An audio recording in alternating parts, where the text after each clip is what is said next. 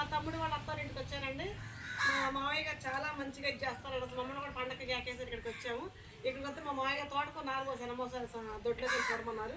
వచ్చాక చూస్తే వావ్ అనిపించింది. చూడండి ఎంత బాగా చేశారు. ఇది ఓన్లీ చేతులతో తల్లి పోస్తుందండి. ఇదంతా చూడండి, ఇదంతా ఒక బడిగా పోసాడు, మొత్తంగా ముందుగా పోసాడు, నెక్స్ట్ పోసాడండి, తర్వాత నా పక్కన పోసాడు. ఈ విధంగా చక్కగా దీన్ని పోసి కూడా ఇంట్లో వాడుకుంటూ బయటకు పడిస్తారండి దీన్ని. అసలు అర్థం చాలా హెల్దీ, బాడీకి హెల్దీగా మంచిది కదండి. పప్పులు వేసుకోవచ్చు, కూర వండుకోవచ్చు, రక్తానికి ఏంటి, కళ్ళకి ఏంటి, అన్నిటికీ సంబంధించి చక్కగా ఈ తోటకూర మంచిగా ఉపయోగపడుతుంది. ప్లస్ వచ్చేసి అదిగోండి అక్కడ మురుగు చెట్టు చూడండి, అది కూడా ఆయన వేశారు. అది ఎన్ని కాయలు కాసి చూడండి. ఇక్కడ అరటి చెట్టు అండి, కూర అరటి కాయ చూడండి ఎంత బాగున్నాయి.